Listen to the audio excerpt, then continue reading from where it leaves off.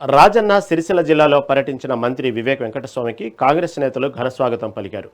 మాల మహానాడు నేత రాగుల రాముల కుమార్తె వివాహానికి హాజరైన ఆయన వధూవరులను ఆశీర్వదించారు. అనంతరం మీడియాతో మాట్లాడుతూ బీఆర్ఎస్ నేతలపై తీవ్ర విమర్శలు చేశారు.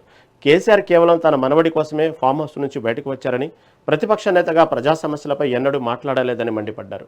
మేడిగడ్డ బ్యారేజీ పంపుల విషయంలో కేటీఆర్, హరీష్ రావు పబ్లిసిటీ కోసం పాకులాడుతున్నారని, కల్వకుంట్ల కుటుంబానివి కమిషన్ల పాలనని ధ్వజమెత్తారు.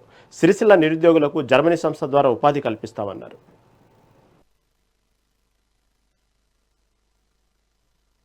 కేసీఆర్ గారు బయటికి రావడం జరిగింది ఫామ్ హౌస్ నుంచి. మన్మని బర్త్డే అని చెప్పి ఫామ్ హౌస్ నుంచి బయలుదేరి హైదరాబాద్. మా ముఖ్యమంత్రి రేవంత్ రెడ్డి గారు చాలా సార్లు కేసీఆర్ గారిని కోరినారు.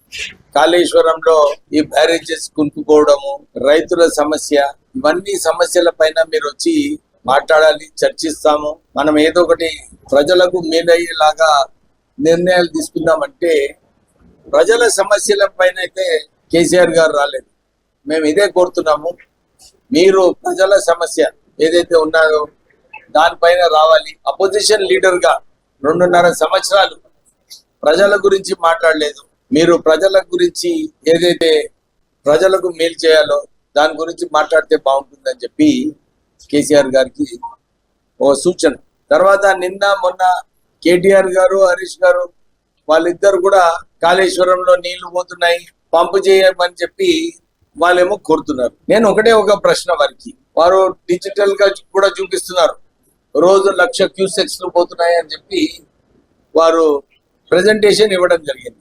నిజంగానే ఆ వాటర్ అట్లా పోతే పంపు చేయగలిగితే మళ్ళీ బ్యారేజెస్ ఎందుకు కట్టినారు? బ్యారేజెస్ కట్టేది అవసరమే లేకుండే. 1,00,000 కోట్ల రూపాయలు వృధాయం. వారు ఇంజనీర్లు గారు, కేసీఆర్ గారు కూడా ఇంజనీర్ కాదు, కానీ వారు ఇంజనీర్ లెక్క రాత్రిపూట నేనే 77,000 పుస్తకాలు చదివి నేనే కాళేశ్వరంని డిజైన్ చేసి ఈ కునికిపోవడం అంటే 1,00,000 కోట్ల రూపాయలు ఖర్చు పెట్టి బ్యారేజెస్ కునికిపోవడం అంటే నిజంగా ప్రజల సొమ్ము ఎంత దుర్వినియోగం అయిందో మనకు అర్థమవుతుంది.